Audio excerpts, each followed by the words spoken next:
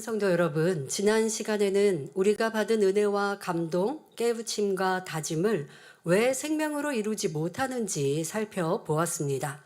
벼농사 모내기의 비유를 들어 대충 심으면 떠내려가거나 뿌리를 내리지 못하여 햇볕에 타버리는 것처럼 은혜와 깨우침을 마음에 깊이 심고 잘 가꾸지 못하는 경우에 대해 설명했습니다. 그러니 은혜의 자리에서는 기뻤고 이제 변화될 수 있다, 변화되었다 고백했는데 실상 그 열매는 적었음을 되돌아보았지요.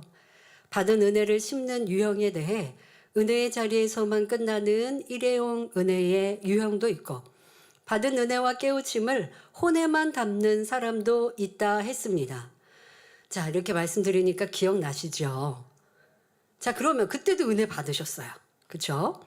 제가 또 감사하게도 이 설교를 마친 다음에 우리 기존에 있는 성도들이 은혜 많이 받았습니다. 특별히 또 이 말씀을 하시더라고요. 저 은혜 받았습니다. 그러면 2주가 지났는데 여러분들이 얼마나 되새겼으면 오늘 또 예배할 때는 내가 이렇게 일회용 은혜가 되지 않도록 어떻게 해야 할까? 구체적인 방법은 오늘 설명합니다마는 그래도 내가 일회용 은혜였었던가? 왜 그랬지? 한번 점검을 해보고 오늘 대예배 들으셨다면 대예배 열지양 말씀도 대예배 이제 우리 끝났거든요. 대예배 드렸어요. 시간이 몇 시간 지났습니다. 기억이 나는가? 어떤 말씀 하셨지? 기억이 나는가? 열지양 첫 번째였어. 첫 번째. 제목은 서론. 근데 무슨 내용이었지 해도 생각이 안 나면 문제가 심각해요. 안 돼요. 그러면 은혜 받고 끝나는 일회용 은혜, 이거 아무런 여러분들에게 생명이 되지 않고 능력이 되지 않습니다. 자, 더더욱 혼에만 담는 사람은요, 그런 사람은 가르치기는 하는데 자기 삶에는 적용하지 않으니 변화의 열매가 없습니다. 그러니까 축복도 응답도 나는 문제 해결 못 받아요. 왜 다른 사람한테 해줄 얘기가 많아요. 누가 그렇다면 내가 그럴 줄 알았어. 이거 아무 소용이 없습니다. 받은 은혜와 깨우침이 생명이 되는 방법은 마음에 새기는 것이며 이것이 신속히 변화되는 길입니다. 여러분은 어떤 유형에 속하시나요? 이제는 결코 은혜로 그치지 말고 생명 열매로 온전히 이루는 성도님들이 되시길 기원합니다. 이 시간은 받은 은혜와 깨우침을 마음에 새기는 방법에 대해 살펴보겠습니다. 첫째로 바르게 듣고 명심해야 합니다. 자, 이를 바른 정신이라 합니다. 우리가 대화하다가 누가 나랑 같이 마주보고 앉아있기는 한데 생각이 딴 데가 있는 것 같아요. 이 얼굴 보면 알잖아요. 그럴 때 좀 정신 차려 이렇게 말하기도 하고 아이들이 딴 데 마음이 뺏긴 것 같으면 정신 차려 이렇게 얘기하기도 하는데요. 근데 진리 안에서도 바른 정신으로 신앙생활을 해야 합니다. 그러려면 당연히 졸지 않고 잡념에 빠져서도 안 되지요. 바르게 듣는다는 것은 말씀을 듣거나 권면을 받을 때 판단이나 육신의 생각이 없어야 함을 말합니다. 저 말은 맞다, 틀리다. 내게 해당되는 말씀이다. 아니면 어느 누가 들어야 되는데 라고 생각하거나 이 말씀은 쉽다, 어렵다. 전에 들었던 아는 말씀인데? 라고 생각하며 편식해서도 안 됩니다. 모든 말씀을 자신에게 필요한 말씀으로 여기고 생각의 문을 열고 들을 때 성령님의 도우심으로 깨우침과 함께 큰 은혜가 임합니다. 자, 이렇게 은혜를 받았으면 여기서 끝내지 말고 그 은혜를, 깨우침을 지켜야 합니다. 지킨다는 것, 다시 말해 명심해야 합니다. 자, 재미난 영화를 보면 잊어버리지 않고 잘 기억하며 주변 사람들에게 얘기해주고 싶습니다. 재미있었던 장면들을 자꾸 연상하고 떠올르니까 또 잘 기억도 나고 또 재미있게 봤으니까 기억해서 얘기해 주고 싶죠. 이와 마찬가지로 받은 은혜를 그때만 기억하는 것이 아닌 변함없는 은혜로 간직해야 합니다. 자, 잘 듣고 그리고 명심해야 합니다. 이게 여러분들이 바른 정신입니다. 자, 예를 들어 사랑장의 말씀에 은혜를 받았습니다. 사랑은 오래 참고 온유하며 투기하지 아니하며 자랑하지 아니하며 이런 말씀들을 들었습니다. 또 시작인 오래 참음에 대해 들었습니다. 오래 참음은 상대의 단점이 보이고 잘못이나 부족함이 보여도 순간 짜증내고 지적하고 싫어하는 것이 아니라 그런 감정을, 악한 감정을 참는 것이다 라고 들었습니다. 처음에는 눌러 참지만 감정을 다스리고 기도하며 악을 버려나가면 결국 참을 필요도 없는 단계에 이르러서 참된 사랑으로 상대를 변화시킬 수 있다라고 설명을 들으며 큰 은혜를 받았습니다. 지금 제가 요약해서 오래 참음을 설명했고요. 이런 말씀을 듣고 은혜를 크게 받았어요. 그러면서 나는 사랑한다 하면서 오래 참지 못했구나 깨달았습니다. 은혜를 받은 것이죠. 자, 그런데 설교를 듣고 일주일이 지나니 지난주 사랑장 말씀에 은혜 받았던 것 같은 그 기억은 있는데 오래 참음의 영적인 의미는 기억하지 못합니다. 여러분 이런 거 이러면 지지난주죠.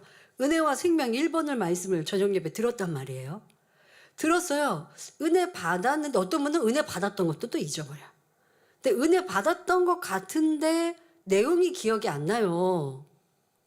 이건 설교자의 잘못이 아니고 여러분들이 더 열심히 말씀을 가까이 두지 않아서예요. 은혜 받았잖아요. 근데 받았던 거는 같은데 내용이 기억이 안 나요?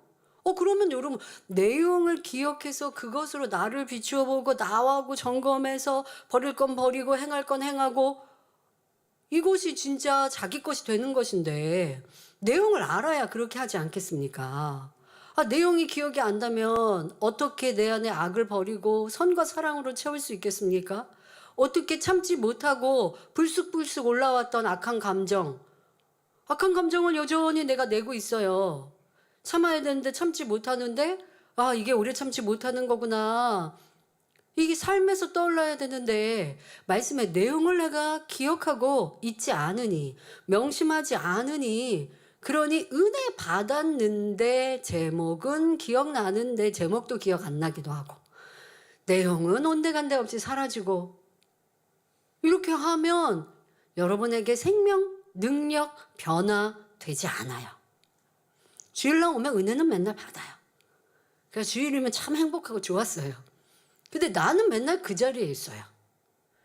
하나님께 더 나아가지도 못하고 그러니 응답도 치료도 축복도 받지 못하고 무엇이 문제라고요? 말씀의 내용을 기억하지 못하는 나, 기억하지 않고 있는 나. 그 뭐예요? 말씀을 소중히 여기지 않고 있기 때문이죠. 그러고 있는 내 모습을 점검하고 고쳐야 합니다. 이러한 모습에 대해 성경에 잘 설명해 주십니다. 야고보서 1장 22절에 너희는 도를 행하는 자가 되고 듣기만 하여 자신을 속이는 자가 되지 말라 하셨습니다. 들었어요. 들었는데 은혜 받았어요. 들으니까 은혜 받았거든요. 그런데 행하지 않아요. 그런 사람 되지 말라고 말씀하시는 것입니다.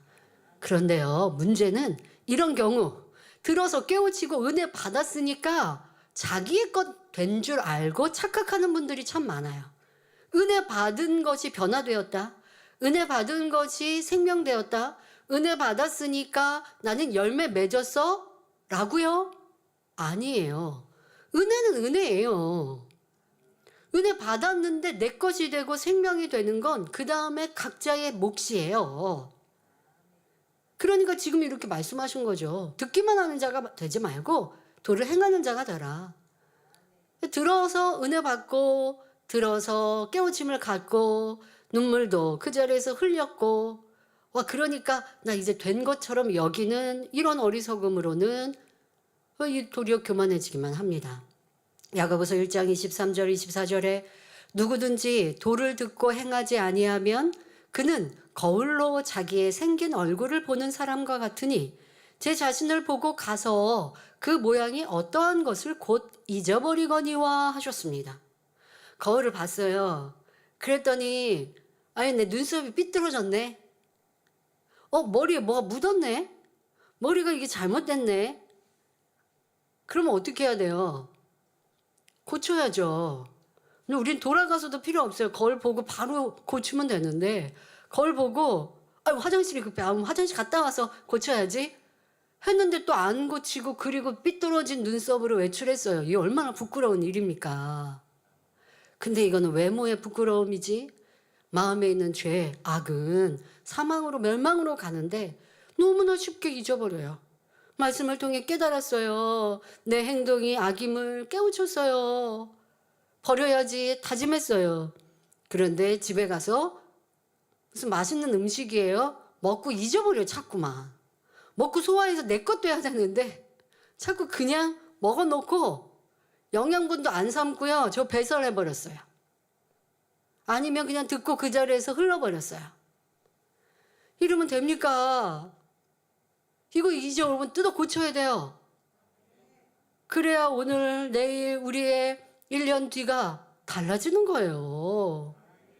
달라져야죠. 한 달 뒤가 달라지고 1년 뒤가 달라지고 우리 지역장님이 우리 선교회장님이 뭔가 달라진 것 같아. 세상에서는 뭔가 달라진 것 같아. 그러면 얼굴에 뭐 성형했어요 이렇게 되는데 우린 그게 아니라 마음이 달라지니까 달라진 것 같아.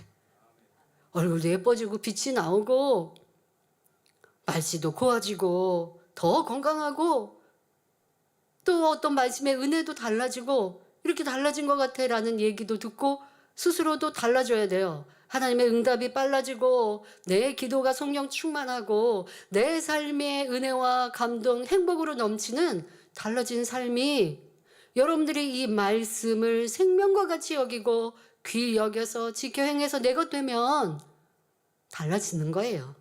삶이 달라지는 거예요. 내 삶은 좋은 부모 못 만났고 내 형편이 너무 힘들고 어려워서 배운 것도 부족하고 그래서 나는 뭐 직장이나 일터나 모든 것도 더 좋지 못하고 그래서 가난하고 내 삶은요 나아질 기미가 보이지 않는데요. 나는 어디에서 해가 이렇게 들어올 뭐 구석이 없어요. 아니요. 내 안에 진리가 들어오고 내가 빛의 삶을 살면 아버지 하나님은 어두웠던 내 삶을 빛된 삶으로 바꿔주십니다.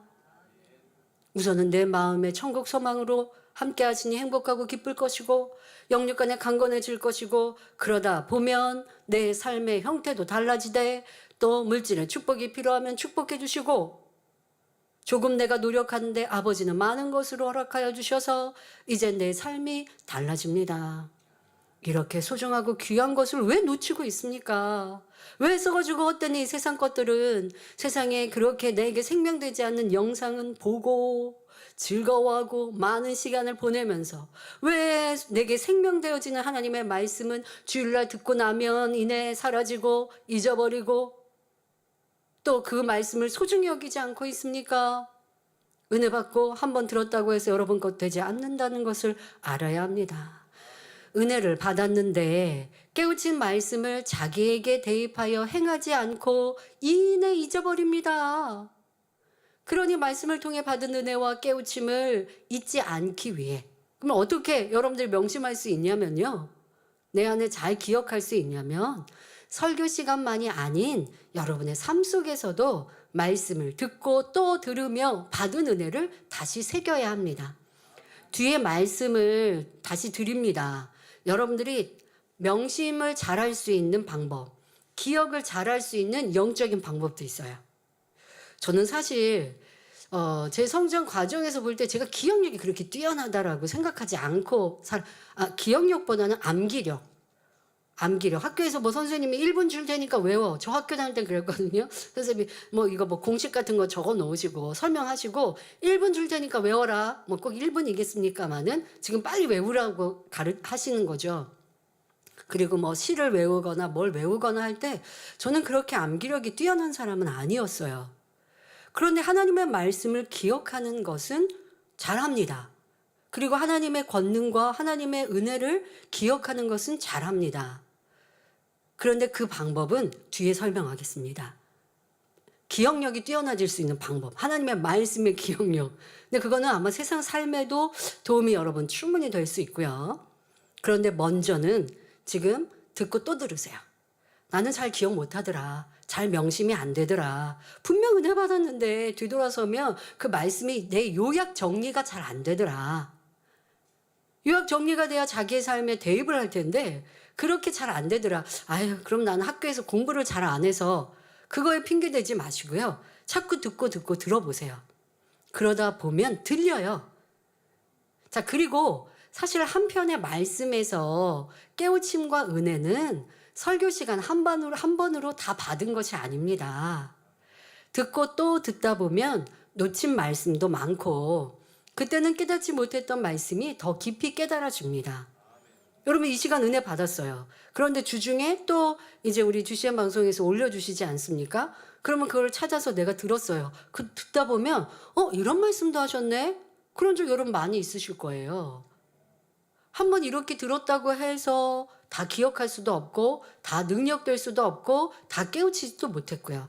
그러니 여러분들이 반복해서 듣는 것도 굉장히 큰 도움이 됩니다. 또 받았던 은혜와 깨우침을 기억하는 것도 여러분 우리의 뇌세포와 마음에 한계가 있지 않습니까? 여러분 막 그렇게 천재예요. 한번 들으면 다 기억해요. 그렇게 못한단 말이에요. 그러니까 또 듣고 들으실 필요가 있습니다. 그래서 성경 곳곳에는 우리가 하나님의 말씀을 잊지 않도록 삶에서 가까이 할 것을 당부해 주셨습니다. 신명기 11장 18절부터 20절에 이러므로 너희는 나의 이 말을 너희 마음과 뜻에 두고 또 그것으로 너희 손목에 매어 기호를 삼고 너희 미간에 붙여 표를 삼으며 또 그것을 너희의 자녀에게 가르치며 집에 앉았을 때에든지 길에 행할 때에든지 누웠을 때에든지 일어날 때에든지 이 말씀을 강론하고 또 내 집 문설주와 바깥 문에 기록하라 하셨습니다. 꼭 이마에 여러분들 뭘 이렇게 쓰라는 거 아닙니다. 뭐 장난스럽게 그렇게 하지 마시고 여러분들 기억하고 그러니까 우리 암송하라고 하시는 이 말씀도 있고 암송하면 그 말씀의 영적인 의미도 또 생각하시고 또 이렇게 들은 하나님의 말씀을 풀어서 설명한 것들 또 듣고 또 양식 삼고 또 기억하면 그것이 여러분 것 되는 기본적인 행함이 되는 것입니다. 신명기 4장 9절에 오직 너는 스스로 삼가며 내 마음을 힘써 지키라. 두렵건대 내가 그 목도한 일을 잊어버릴까 하노라. 두렵건대 내 생존하는 날 동안에 그 일들이 내 마음에서 떠날까 하노라. 너는 그 일들을 내 아들들과 내 손자들에게 알게 하라 하셨습니다. 이스라엘 백성이 하나님의 말씀을 떠나 어려움을 당하였는데 불순종하여 어려움을 당하였는데 그것을 기억하여야 다시 그렇게 살지 않잖아요. 그러니까 내 자녀들에게 가르치고 그러면 안 된다고 가르치고 내 스스로도 때로는 연단도 어려움도 그때 깨우쳤던 그 교훈도 시간이 지난다 하여 평안하다 하여 잊지 말아라 라고 당부하고 계십니다. 사람은 망각의 동물이라는 말이 있듯 너무도 쉽게 잊어버립니다. 여러분 연단을 받거나 어려움이 왔습니다. 꼭 연단하면 우리 하나님께 연단 받는다니까 여러분들이 어떤 실수로 인하여 어려움을 만났습니다. 자, 그 어려움을 만나니까 이제 하나님께 회개하고 돌이켰고 그로 인하여서 문제가 해결되었어요. 그럴 때면 어떨까요? 회개하는 기도 중에 또 회복하는 중에는 아버지 하나님 잘못했어요. 이제 안 그럴게요. 그러니까 이거 해결해 주세요. 얼마나 간절했겠어요. 그러니까 이거 해결해 주세요만 있어요? 아니죠. 해결받기 위해서 내게 잘못된 걸 찾았을 것이고 그걸 찾아서 여러분들이 간절히 기도했을 거예요. 그러면서 아버지 저 이제 그렇게 안 할게요. 예를 들어 기도하지 않아서 내게 시험할 난이 왔다면 이제는 기도 쉬지 않겠습니다. 그럴 수 있도록 도와주세요. 너무 간절했어요. 그래서 어려움이 해결되었습니다. 그런데 평안해지면 이내 잊어버려요. 그러니까 평안할 때 다시 기억해야 돼요. 아, 나 그때 기도를 쉬어서 어려움이 왔었지? 이제 그러면 안 돼. 아주 소중한 거를 이렇게 붙들고 있듯 캄캄한 밤에 요즘에 휴대폰이 있어서 휴대폰 등으로 이렇게 불로 밝히지만 예전에는 캄캄한 밤이면 전기도 끊어졌다면 방법이 없어요. 초밖에. 자, 초로 불을 밝혀야 되는데 바람 불면 내가 세게 움직이면 바람에 이 초불이 꺼질까 얼마나 조심히 여기겠습니까? 여러분 말씀을 이렇게 소중히 귀히 여기신다면 여러분 안에 생명되고 능력되고 변화되고 응답 축복받는 건 당연한 것입니다. 그런데 이 귀한 말씀을 대충 소중히 여기지도 않고 또 듣고 또 내 것 삼고 또 기억하고 그걸 기억해야 내가 말씀을 붙들고 기도할 텐데 기도할 때는 말씀을 요약 정리한 바도 없으니 기도의 내용으로도 삼을 수 없고 그러니 기도도 잘 못하고 뭘 기도해야 될지도 모르겠고 이렇게 그냥 머물러 있는 신앙일 수밖에 없습니다. 생명의 말씀이요. 이것이 나를 살리는 영생임을 안다면 이 말씀을 더 귀히 여겨 힘써 읽고 들으며 양식 삼아야 합니다. 그럴 때 받은 은혜와 깨우침을 마음에 새길 수 있는 것입니다. 받은 은혜와 깨우침을 마음에 새기는 방법 두 번째는 감동으로 마음에 새기는 것입니다. 자, 첫 번째는 잘 듣고 명심하는 거예요. 잘 듣고 명심하는 데 있어서 여러분들이 졸지 않고 잡념 없이 예배하는 것과 함께 들었던 것을 또 반복하여 듣는 것도 명심하는 데 도움이 됩니다. 두 번째는 감동으로 마음에 새기는 것입니다. 다시 말해 느낌과 함께 마음에 새기는 것입니다. 공부 잘하는 비결에서도 느낌과 함께 공부하면 잘 기억할 수 있다 설명해 주셨습니다. 우리의 성장 과정, 삶에서도 잊지 못할 기억들은 아무리 오래전 일이어도 그 사건만이 아닌 느낌과 함께 기억되어 있어서 그것을 떠올리면 그 느낌과 함께 기억이 나니 그 일을 얘기하면 감정도 되살아납니다. 오래전 어머니가 소천하시어 그 얼굴은 가물거려도 어머니 하면 느껴지는 감정은 그 느낌, 따뜻하고 포근한 사랑으로 떠오르며 눈물을 머금게 하는 느낌으로 남아있기도 합니다. 그러니까 왜 그렇다고요? 어떤 사건이 아니라 그 사건 안에 담겨있는 내 감정, 이 느낌이 같이 고스란히 담겨 있으니까 잘 잊어지지도 않고 그리고 그 사건을 얘기할 때면 느낌도 같이 올라오는 거예요. 이처럼 우리가 받은 은혜와 깨우침도 감동과 함께 마음에 새길 때 깊이 박혀 잊혀지지 않는 은혜가 될 수 있습니다. 주님이 나를 위해 십자가의 죽으심으로 구원의 길을 열어주셨다라고 지식적으로 아는 것에서 나의 죄를 사하시기 위해 고난과 고초를 당하셨구나. 채찍에 맞으셨고 머리에 가시관을 쓰셨고 손과 발에 못 박히셨고 온 몸에 피가 낭자하였고 상처로 피로 고통을 당하셨고 바로 나 때문이구나. 내가 생각으로 짓는 죄 때문에 가시면을관을 쓰셨고 손과 발로 짓는 죄 때문에 손과 발에 못 박히셨구나. 죄인된 나 때문에 그 고난을 당하셨구나 라고 느낄 때 주님의 사랑이 잊혀지지 않는 사랑으로 내 안에 남는 것입니다.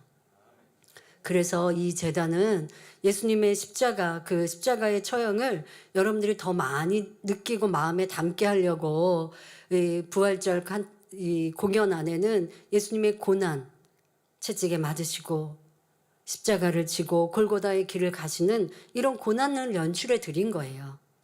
그럴 때 느낌이 더 오니까 들을 때만이 아니라 또 우리가 천국 같은 경우도 천국의 아름다움을 공연을 통해 봅니다. 또 어떠한 천국의 모습을 듣습니다. 세세한 삶을 듣습니다. 또 그런 영상을 봅니다. 그러면서 우리가 느낌과 함께 소망이 더 커지는 것이죠. 그러니까 이렇게 여러분들을 더 믿음으로 또 더 올바른 신앙생활로 이끌기 위해 해주신 그런 사랑과 희생도 기억하시길 바랍니다. 예수님의 그 고난을 생각할 때 자기에게도 고통을 대입하는 것도 좋아요. 와, 나는 이렇게 어떻게 가위질을 하다가 아니면 주부들 칼질을 하다가 조금 손만 베도 아픈데 예수님은 온몸에 채찍질 당하셨으니 그 고통이 얼마나 크셨을까. 그것도 죄인인 나 때문에 고통을 당하셨으니 이 사랑이 얼마나 큰가. 이렇게 여러분들 안에 감동의 느낌으로 예수님의 사랑을 받아야 찬양을 할 때 눈물이 나고 주님 하면 사랑으로 다가오는 것이지요. 성도 여러분, 느낌이 없는 말과 생각은요, 금방 잊어버립니다. 자, 예를 들어서요, 실수나 잘못에 대해 지적을 받았습니다. 지적받으니 잘못했습니다. 다음부터는 안 그러겠습니다. 말했지요. 그런데 다음에 똑같은 실수를 반복합니다. 명심하지 않아서이기도 하지만 명심되지 않은 이유가 있습니다. 그러니까 명심하지 않은 딱 잘못에 지적을 받았으면 그게 딱 명심이 돼 있어서 다음에 안 그러면 좋잖아요. 그런데 명심이 안 된 거예요. 왜 그랬냐? 잘못했다는 말이 아무 의미 없는 말이었기 때문입니다. 지적을 받으니까 그냥 사과한 것이지 자기의 잘못을 깊이 인식하지 않고 인정하지 않으며 개선할 다짐도 없이 그냥 말만 잘못했습니다 했기 때문에 명심이 안 된 거예요. 상대방이 왜 지적을 하겠습니까? 다시 그러지 말라고 설명하는 거잖아요. 그런데 들으면서 예를 들어 또 말씀하시네? 라고 한다든가 아니면 지적하는 상대는 되게 안타까워서 그러면 안 되는데 되게 안타까워서 말하는데 그냥 장난스럽게 듣는다든가 아니면 내가 미안한 마음도 없이 그냥 들어요. 어떤 사람들은 감정이 너무 메말라 있거나 아니면 상대하고 이게 교감하는 능력이 너무 떨어져서 내가 잘못을 했으면서도 잘못인 거에 대한 느낌이 별로 없는 그런 사람들도 있더라고요. 고쳐야죠. 어떻게 고칠까요? 내 잘못한 것이 상대에게 얼마나 피해를 줬는지를 생각해 봐야죠. 그리고 상대가 나 때문에 얼마나 힘들까. 그리고 또 이렇게 지적하는 상대는 좋아서 지적하는 사람이 어디 있겠습니까? 그러니까 상대방이 안타까워하면 나도 좀 안타까워하는 표정도 짓고 그런 생각과 마음도 좀 가져보려고 노력하다 보면 좀 무의식한 마음, 좀 무덤덤한 마음, 성격도 고쳐지지 않겠습니까? 이 대인관계에서도 사회생활에서도 이런 부분은 굉장히 중요한데요. 더더욱 죄에 대한 것도 이제 바로 설명합니다마는 회개할 때도 꼭 필요한 부분입니다.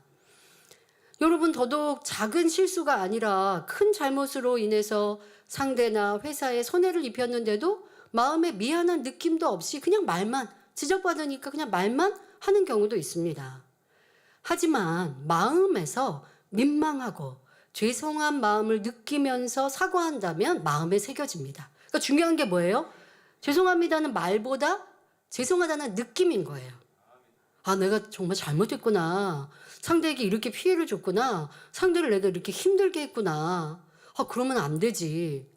이러한 느낌을 가지면 말이 중요한 것보다 그런데 말을 해야 될 땐 말도 해야죠.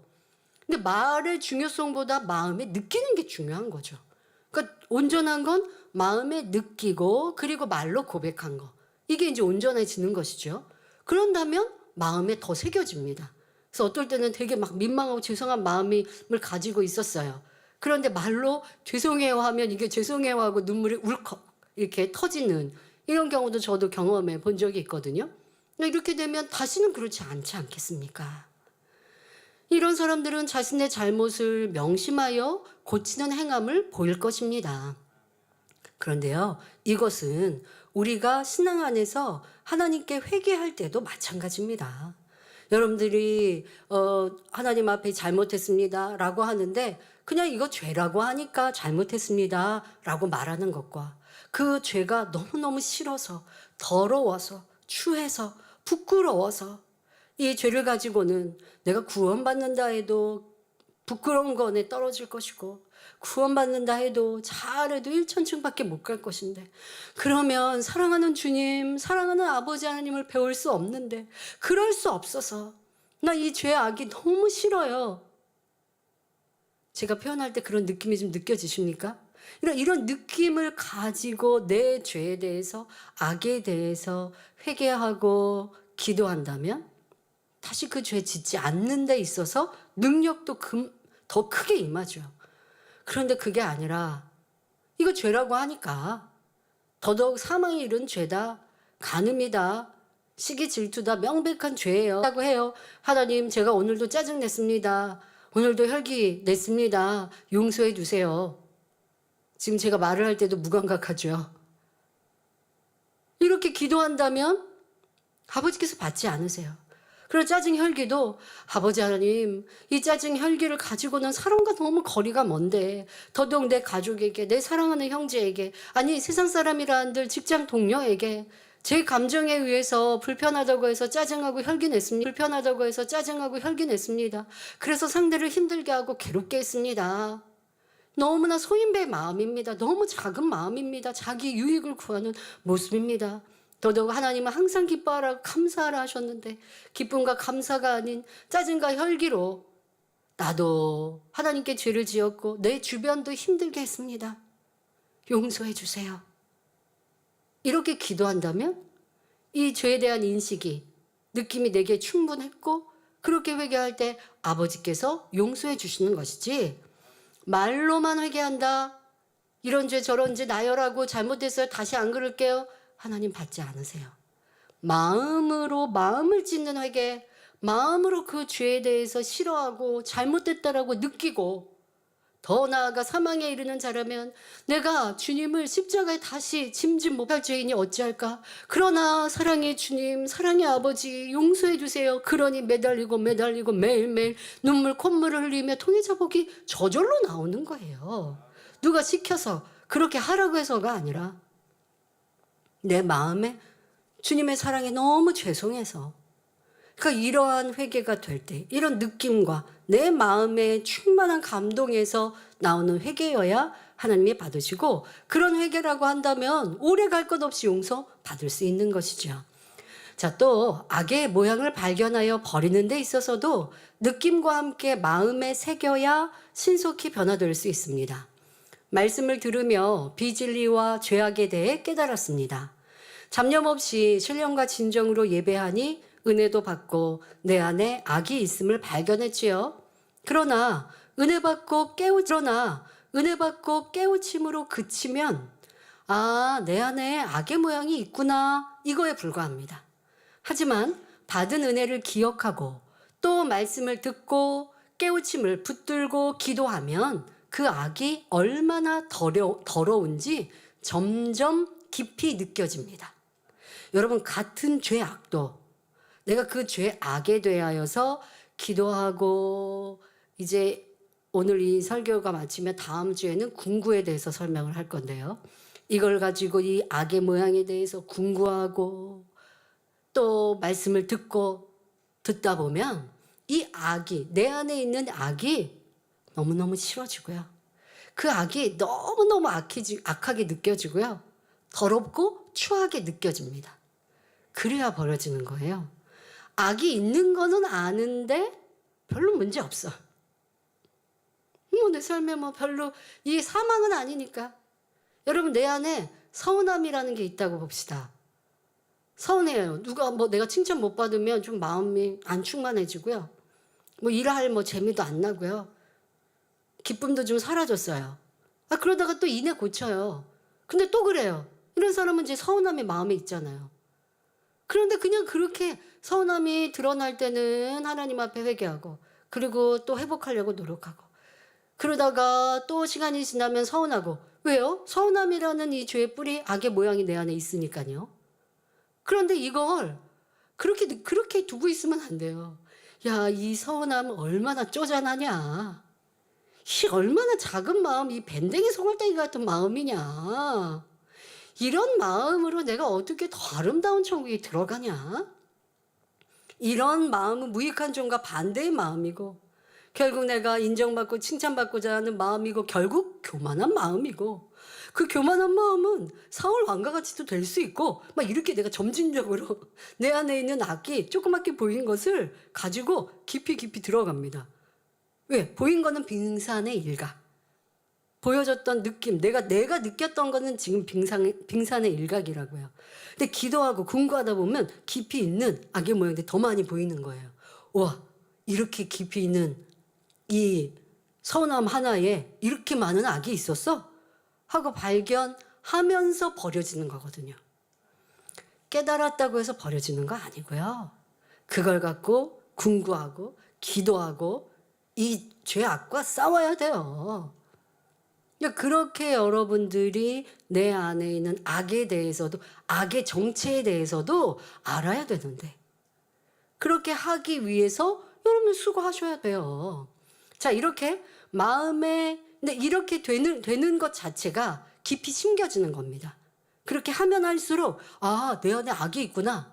내 안에 서운함이 있구나. 그냥 말씀을 통해, 아니면 내 삶에 서운함이 드러나서 서운함이 있어. 그러다가 잊어버리거든요.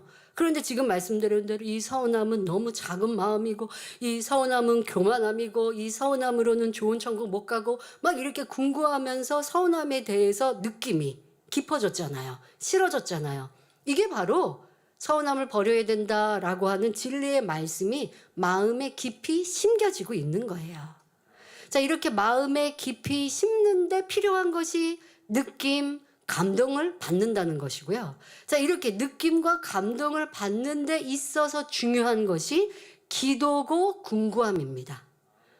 자, 기도는 이제 다음 주부터 설명하도록 하고요.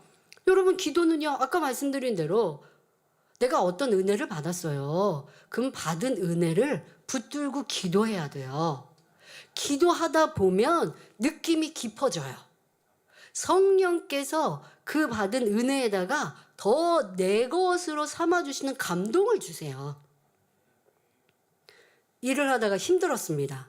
하나님의 일을 했는데 힘들었어요. 힘든 이유는 뭐 여러 가지가 있겠지만 뭔가 좀 일을 했는데도, 일이 끝났는데도 막 행복하고 충만한 것보다 좀 피곤하기도 하고, 그 몸의 피곤함은 있겠지만 내 영으로도 좀 막 그렇게 행복하고 충만치 않고 피곤한 모습이 있어요. 그럼 이건 이제 문제이지 않습니까? 그러면 이거 성령 충만하지 않는데, 지금 내가 기쁨이 없는데 라는 것을 알죠. 그렇게 하고 끝나면 이 사람은 거기에서 그냥 멈추는 거예요. 그런데 이것을 붙들고 기도합니다. 아버지 하나님, 제가 하나님의 일을 열심히 했는데 제 안에 기쁨과 감사가 없고요. 그냥 육체적으로도 피곤하고 정신적으로도 피곤하고 했습니다. 왜 그러했을까요? 문제를 딱 가지고 기도하는 거예요. 왜 그러했을까요?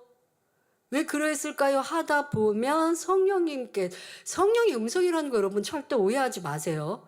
뭔가 들리는 거 아니에요. 그렇게 기도하는데 내 입으로 성령님께서 그냥 내가 기도하듯이 말하게 하세요. 그런데 아버지 하나님, 제가 예를 들어 예능위원회 열심히 창립 행사했습니다. 그런데 지금 같은 상황이었다고 예를 들어 봅시다. 아버지 하나님, 제가 연습할 때 좀 늦는 단원이 있을 때 좀 제가 불편해했네요. 그리고 또 왜 그렇게 못하냐고, 이렇게 해야 되지 않냐고 좀 지적하기도 했고, 좀 제가 더 앞서 나가는 모습이 있었네요. 이러한 모습이 있었으니 이렇게 멋진 작품을 하고도 기쁨과 희열이 없는 거군요. 성령께서 알려주시는 걸 내가 입으로 말하고 있는 게 기도인 거예요. 저는 성령께서 깨우쳐 주시는 걸 말로 해서 설교하거든요. 여러분들은 성령께서 또 제가 설교한 내용을 붙들고 기도하면 성령님께서 여러분들에게 가장 합당한 것들로 깨우쳐 주시면서 여러분들의 입으로 말하게 하세요. 기도예요, 그게. 그렇게 해서 기도하고, 오늘 깨우쳐서 기도했어요? 내일도 해야죠. 그러다 보면 이 받은 은혜가 더 깊이 심겨지는 거예요. 모내게 할 때 살짝 심는 게 아니라 깊이 심기듯 여러분 마음이 깊이 심겨지는 거예요. 그래서 이제 내가 연습할 때에도 더 섬기고 희생해주고 상대를 이해해주고 고운 말, 선한 말로 해야겠구나, 이렇게 심겨지는 거죠. 그러면서 기도하다 보면 내가 우쭐하는 모습, 남을 지적하는 이런 교만함도 버려지고 다음에 연습할 때는 고운 모습으로 바뀌게 되는 것. 이게 여러분들의 생명된 겁니다. 그러기 위해 기도도 말씀을 붙들고 받은 은혜와 깨우침을 붙들고 기도를 잘 하시길 바랍니다. 자, 조금 구체적으로 불편함의 예를 한번 들어보겠습니다. 불편함을 발견했습니다. 이는 악한 감정이요 소인배 같은 마음임을 알았지요. 그리고 자신에게도 이런 마음이 있음을 발견했습니다. 은혜 받고 깨우친 것입니다. 그런데 여기서 멈추면 은혜로 끝나버립니다. 깨우침은 시작이요. 은혜를 받았으면 이제 들은 말씀과 자기의 모습을 비추어 궁구하며 기도해야 합니다. 그러니까 무슨 말이냐? 말씀으로 자기에게 대입해야 돼요. 말씀은 참 잘하신다. 그거는 저를 칭찬하시는 거에 불과한 거고요. 자, 말씀의 은혜를 받았어요. 뭔가 내 마음에 이렇게 저렇게 살아야 되는구나. 말씀대로 살아야 되는구나. 라고 하는 생각을 갖게 됐어요. 자, 그랬으면 그것으로 끝나면 안 되고 그 말씀을 교과서 삼아서 자기의 모습에 대입을 해야 됩니다. 대입을 하면서 그 말씀과 내 삶이 다른 것을 찾아가는 것, 이게 궁구하는 것이고요. 자, 그렇게 궁구해서 발견하는 것을 붙들고 구체적으로 기도해야 하는 것입니다. 매일매일 받은 은혜와 말씀을 기도 제목 삼고 자신을 살펴보아야 하는 것입니다. 하루에 여러분들 대회에 우리가 이제 열재양의 서론입니다마는 그러나 깨우쳤던 것들이 있지요. 우리가 예를 들어 이 재단의 신앙생활하면서 너무 어려워 힘들어 라고 생각했다고 하면 서론에 말씀드린 대로 우리를 힘들게 하고 우리를 괴롭게 하시는 하나님 말씀이 아니라 빛 가운데 진리 가운데 거하여서 축복받으라고 주신 말씀인데 내가 그런 불평을 했었구나. 이것도 깨달았다면 회개해야 할 것이고 또 바로의 강팍함에 대해 설명해 했습니다. 하나님은 사랑이셔서 바로나 애굽의 땅에 재앙을 내리시려는 목적이 아니었고 그 이스라엘을 출애굽시키시는 목적에 따랐던 열재앙이지만 그 또한도 회개하고 돌이켜서 또 선하게 나올 수 있었으면 얼마나 좋았을까. 그런데 그렇지 못하고 시간이 갈수록 더 악의 악을 쌓아가니 결국 열재앙을 다 받아 누렸구나. 그러면 나는 어떠한가? 여러분들 이제 본론은 들어가지 않았지만 이런 말씀을 통해서 또 자신을 발견할 수 있는 것 아닙니까? 나는 강팍한 모습은 없었는가? 권면해주고 깨우침을 받았는데도 불평하거나 원망하거나 변명하거나 이유되는 이런 강팍함은 없었는가? 이렇게 여러분들이 말씀과 내 삶을 점검하고 붙들고 기도하는 것, 이것이 여러분들이 느낌과 함께 마음에 새길 수 있는 방법입니다. 하루의 삶은 물론 나의 성격, 나의 삶의 방법, 더 나아가 성장 과정, 부모, 형제 등 말씀으로 비추어 보면서 기도하면 너무나 많은 것이 발견됩니다. 내 유익에 맞춰 앞서 불편함이 있었던 경우 내 유익에 맞춰서 상대에게 부탁하고서는 상대가 응해주지 않으면 불편해하며 상대가 잘못한 것처럼 생각하고 있었습니다. 그러니까 불편해할 때 먼저 사람들은 이 진리가 없었다면 저 사람은 왜 내 말 안 들어줘? 그러니까 불편해. 이렇게 생각하면서 자기 잘못을 깨닫지 못해요. 그런데 이 진리의 말씀을 들은 성도들은 또 말씀을 은혜 받은 성도들은 내가 잘못한 거구나. 상대에게 내가 상대를 불편하게 생각한 게 잘못이구나라고 깨달았단 말이에요. 나는 삶에서 불편한 생각을 갖는 게 참 많구나. 이걸 말씀을 통해 깨달았어요. 거기서 끝나면 안 되고요. 그렇게 깨달은 걸 가지고 붙들고 기도했더니 내가 상대방이 잘못했다고 생각했는데 상대방이 잘못해서 내가 불편하게 됐다라고 생각했는데 그게 아니었구나. 내가 상대에게 부탁했고 부탁한 걸 상대방이 안 들어주니까 나는 불편해한 거예요. 이건 여러분 전혀 다른 거예요. 상대가 잘못했어도 불편해하지 않아야 되는데 이게 상대가 잘못한 게 아니라 내가 무언가를 해주기를 바라고 상대에게 부탁을 했는데 그거 안 해줬다고 내가 불편해하고 있어요. 이건 너무 악한 마음 아닙니까? 이거를 이제 기도하다 보니까 깨닫게 된 거예요. 전에는 맨날 남을 봤는데 이제는 나를 보게 되니까 내 안에 있는 깊은 악들이 발견됩니다. 이거는 받았던 은혜에다가 은혜 계속 은혜로 내 마음에 깊이 새겨지는 작업인 것이죠. 그러면서 얼마나 내 유익을 구하는 사람이며 작은 마음이었는지 깨달아집니다. 그러니까 기도하고 궁구하면 그렇게 되는 거고요. 그냥 내 유익을 구하면 그래서 불편해하면 악이야. 말씀에 은혜 받았고 나에게도 그런 모습이 있어. 이렇게 해서 은혜 받았던 것은 결국 내게 생명도 은혜도 변화도 되지 않았고 그렇게 들은 말씀을 붙들고 내 삶에서 내가 어떤 때 사람들에게 불편해하는가, 환경 속에 어떤 때 불편과 짜증이 나오는가, 이런 것들을 궁구하고 말씀을 붙들고 기도했더니 성령님께서 불편할 걸 불편해한 게 아니라 나는 내 유익을 구하면서 그렇게 되지 않았다고 불편해 했구나. 이러한 모습들을 깨우쳐 주시게 되죠.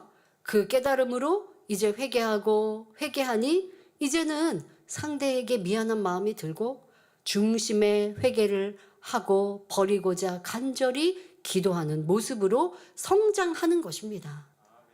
여러분, 이런 과정과 수고로 인해 불편함이라는 감정이 버려지는 것입니다. 어떤 악의 모양도 마찬가지입니다. 이런 과정 없이 은혜 받았다고, 말씀을 많이 들었다고, 많이 안다고 버릴 수 있는 게 아닙니다.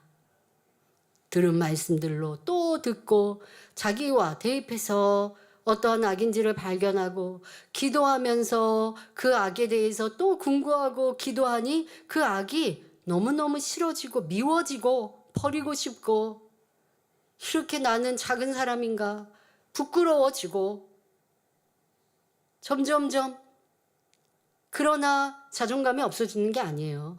그렇게 해서 기도를 끝나고 나면 성령이 충만해지거든요. 진정한 회개를 하고 나면. 그래서 그렇게 회개하면서 버려야 되는 악의 모양이 머리로만 있는 게 아니라 마음 깊이 심겨지고 버리고 싶은 간절함으로 바뀌게 되면서 기도가 쌓이고 노력이 나오면 버려지는 거거든요.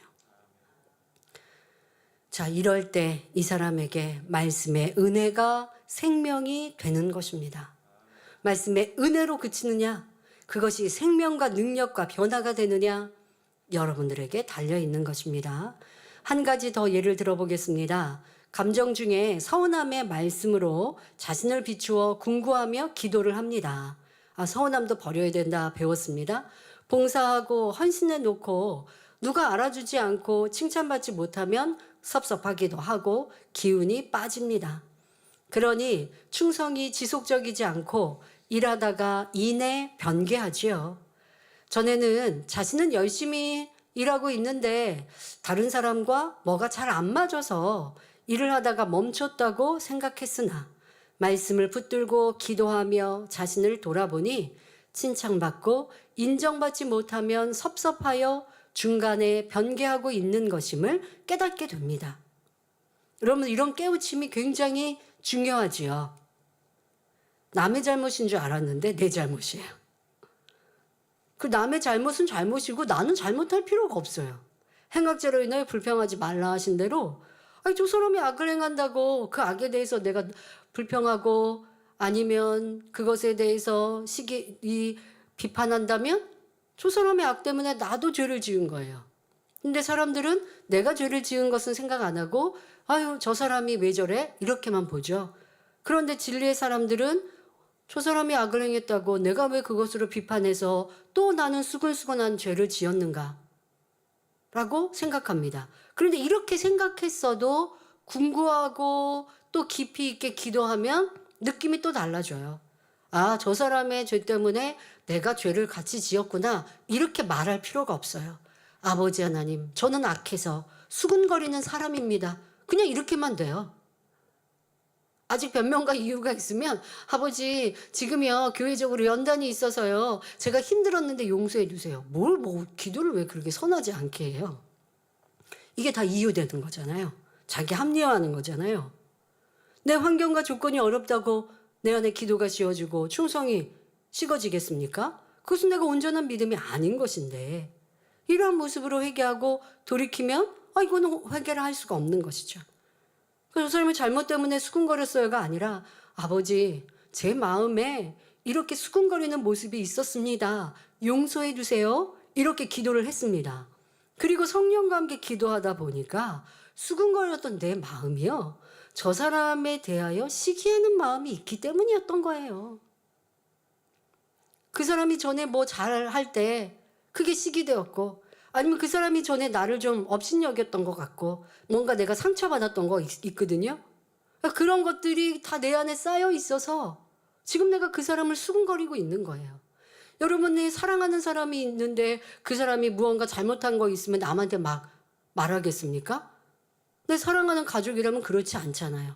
그러니까 결국 이 수군거림이 내 안에 저 사람을 어떤 경우는 시기 질투해서 아니면 저 사람에게 내가 예전에 어떤 야단을 맞은 것이 내 마음 안에 그런 감정으로 남아서 아니면 내 마음에 비교하는 마음으로 더 나도 잘 인정받고 칭찬받고 싶은 교만함에 이런 여러 가지 속성들 다 각기 사람마다 다를 수 있습니다.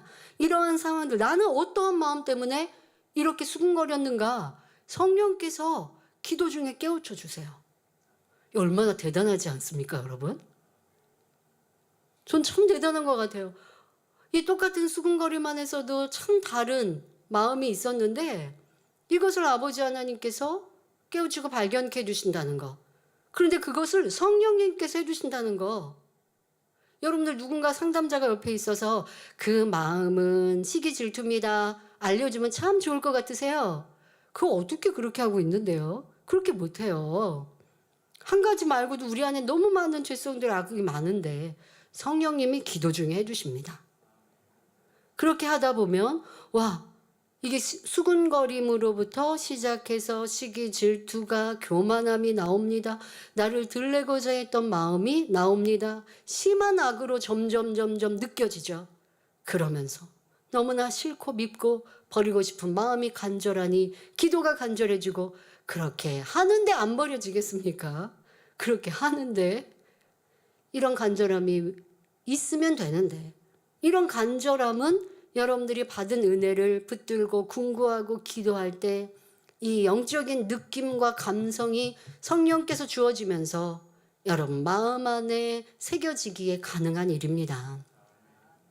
자, 여러분들이 이렇게 내 안에 있는 악을 발견하고 깨닫는 데 있어서도 얼마나 내가 간절했고 또 사모했고 또 버리고자 또 궁구하고 기도했던지 함께 점검하고 돌아보아야 합니다. 자, 이러한 것들로 여러분들이 이런 방법들을 취해 나가셔야 합니다.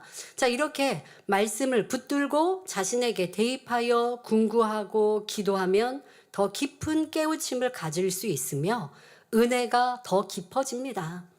그 과정 중에 진리가 마음 신비에 깊게 새겨지는 것입니다. 그러니 악이 싫어지고 빨리 버리고 싶은 마음으로 간절해지지요.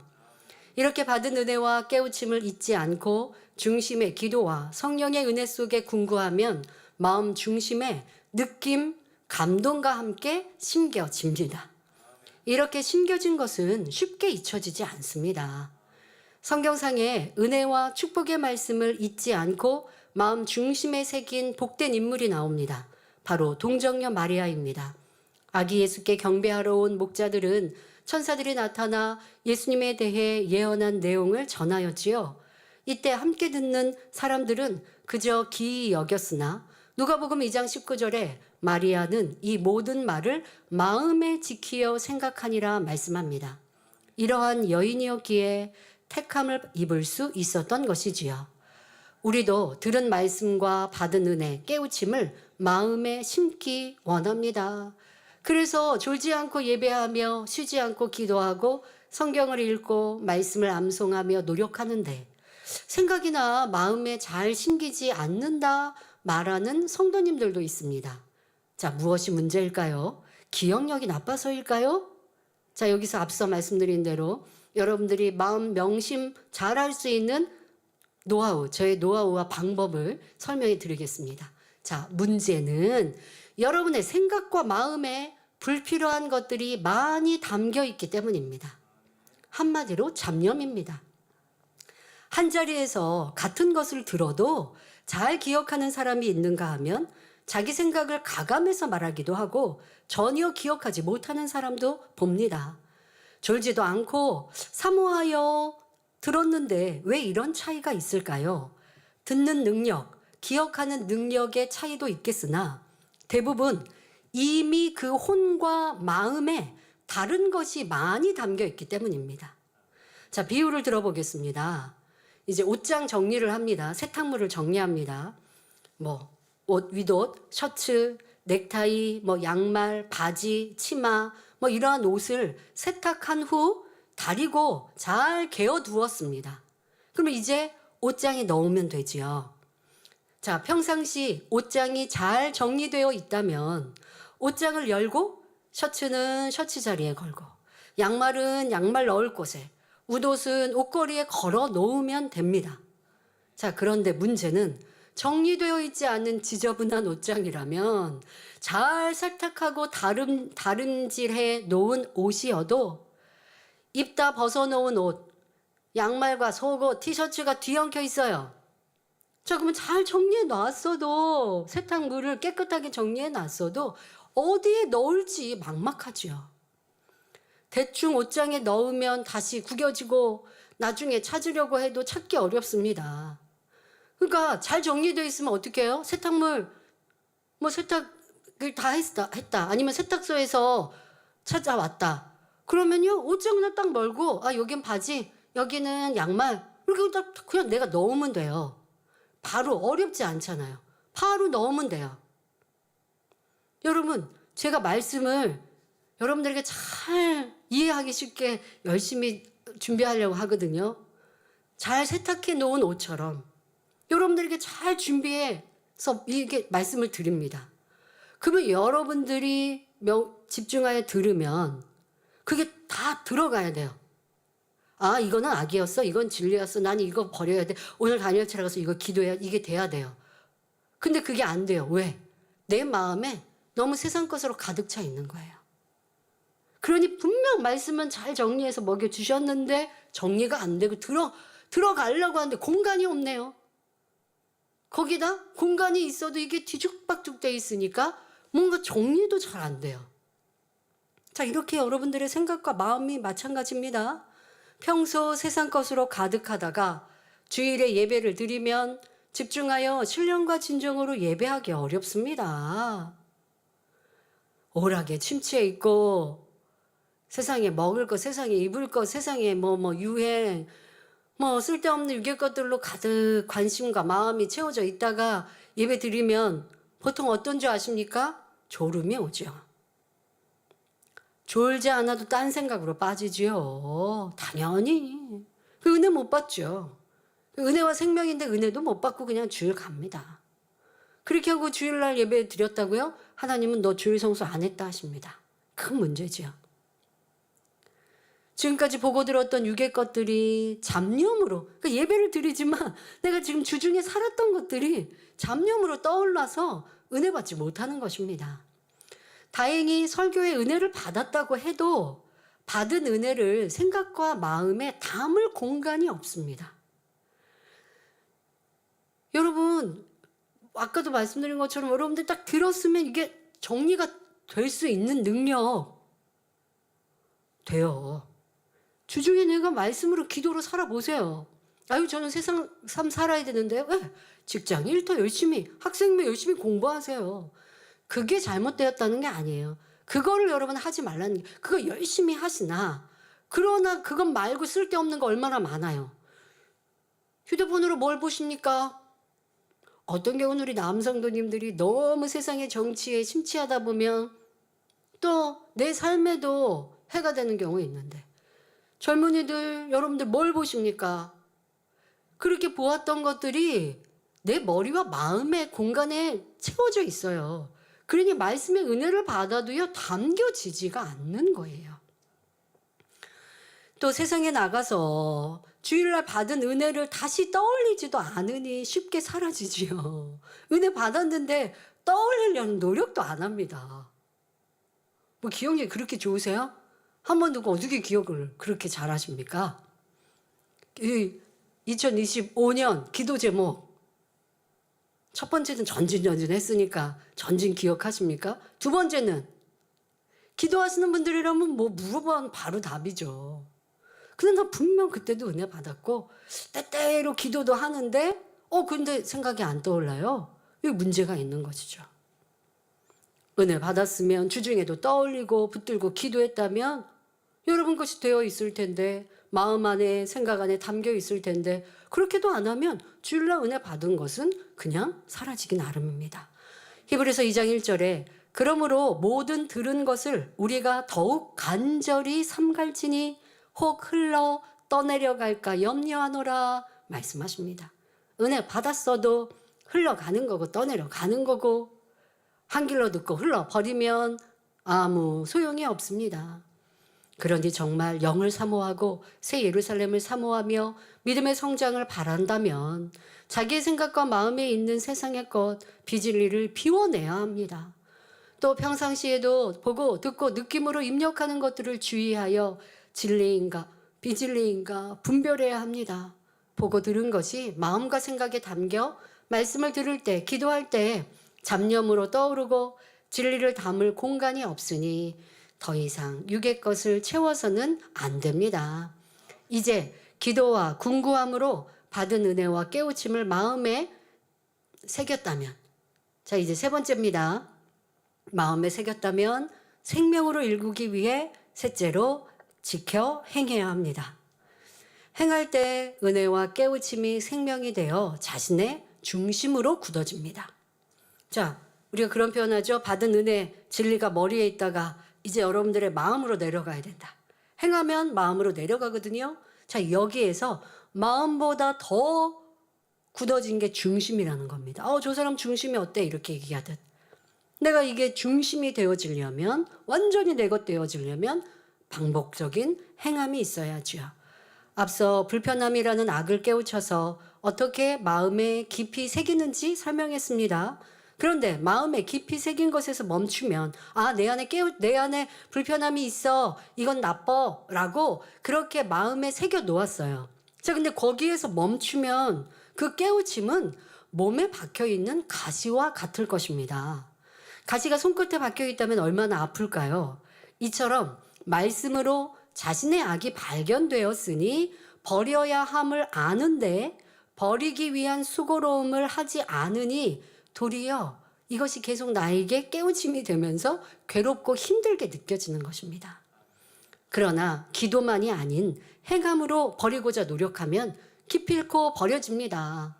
예를 들어 내 유익을 구하던 사람은 이제는 자기의 유익을 상대에게 요구하지 않는 말과 행함으로 고쳐야 합니다. 나도 모르게 습관이 됐어요. 부탁한다고 하지만 그 부탁이 결국은 자기 유익 구하는 거 아닙니까? 이렇게 해주세요 라고 하지만 결국 내 유익 구하는 거예요. 부탁도 웬만하면 하지 말자. 꼭 해야 될 때는 정중히 부탁하는 표현으로 바꿔야 한다라고 생각하면 되고, 웬만한 거는 내가 하자. 이렇게 되면 더 섬김을 배울 수 있는 것이죠. 또 자꾸만 이렇게 얘기하고 부탁하는 이런 구습이 나오면 그때라도 아니야, 내가 할게 하고 수습해야 합니다. 그리고 반대로 상대의 유익을 구해주기 위해 내가 희생해야 할 것, 봉사할 것을 찾아 행하면서 마음에서는 칭찬받고자 하는 마음이 없기 위해 기도합니다. 이렇게 구체적으로 행하며 말씀을 붙들고 쉬지 않고 기도하면 변화되지 않을 것이 없습니다. 예를 들어 만미하게 수련회 하나님의 권능을 듣고 보았습니다. 많은 이들의 간증을 들으며 행복했고 은혜를 받았지요. 그러면 이제는 은혜로만 그치지 말고 믿음의 성장으로 이어져야 합니다. 어떻게 해야 할까요? 혹여 여러분이 어려움에 당했을 때, 생각지 않은 시험을 만났을 때, 예전에는 불평하고 한숨이 나왔지만 이제는 놀라운 권능을 보고 체험하며 신비에 새겼다면 달라져야 합니다. 내게 닥친 어려움 중에 하나님의 권능이 떠올라야 하죠. 그러니까 그럴 때 은혜를 받았으면 기도도 좀 하세요. 아버지 하나님, 하계수련에 이렇게 큰 권능을 보았습니다. 이것이 제 믿음이 되게 해주세요. 어렵고 힘들 때 떠올라서 넉넉히 이길 수 있도록 도와주세요. 이렇게 기도해야죠. 그러다 보면 어렵고 힘들 때 떠오르는 거예요. 그렇게 믿음으로 궁구하면 이런 불가능한 일을 행하신 하나님이 나의 아버지이시니 내가 겪은 이 일도 하나님께서 도와주시면 아무 문제가 되지 않는다라고 하는 정답에 이르게 됩니다. 이렇게 염려와 근심을 믿음의 생각으로 바꾸고 자기의 삶의 말씀대로 살지 못하여 지킴받지 못한 문제를 찾아 회개할 때 하계 수련의 감동이 나의 삶에도 나타나게 되는 것입니다. 그럴 때 믿음도 성장하며 은혜가 생명으로 이루어지는 것이지요. 결론을 말씀드립니다. 사랑하는 성도 여러분, 시편 126편 5절에 눈물을 흘리며 씨를 뿌리는 자는 기쁨으로 거두리로다 말씀하십니다. 봄에 씨를 뿌리고 뜨거운 햇살과 가뭄, 홍수와 태풍의 때를 지나며 열심히 들녘을 지킨 농부는 추수 때에 콧노래를 부르며 풍성한 결실을 거둡니다. 여러분의 변화를 위한 눈물과 수고도 분명 성결의 열매로 영원한 생명으로 거두게 됩니다. 그리고 이것은 이 세상의 부, 명예, 권세, 어떤 행복과 비교할 수 없는 영광이지요. 또한 6천년이라는 오랜 인간 경작에서 참 자녀를 얻기 위해 사랑과 인내로 참고 기다리신 좋으신 아버지 하나님, 우리가 그 은혜의 열매로 꼭 나와야 합니다. 이제 받은 은혜를 놓치지 말고 마음에 새겨 열심히 행함으로 생명과 풍성한 열매로 나오시는 성도님들이 되시길 주님의 이름으로 기원합니다. 말씀 상고하며 함께 기도하겠습니다. 좋으신 아버지 하나님, 오늘은 우리가 받은 은혜와 깨우침을 생명으로 만들기 위해 어떻게 해야 하는지 말씀드렸습니다. 바른 정신으로 하나님의 말씀을 마음에 명심하고 또한 그 명심한 말씀들을 기도와 궁구함으로 더 깊이 마음에 새기는 감동과 은혜의 또 느낌의 작업이 어떠함을 말씀드렸고, 지켜 행하는 것에 대해서 세상의 것을 내 마음에서 비워내는 것에 대해 말씀드렸습니다. 이 모든 것이 성도님들에게 은혜와 능력이 되게 하시고 행할 수 있도록 도와주옵소서. 감사드리며 우리 주 예수 그리스도 이름으로 기도하옵나이다. 아멘.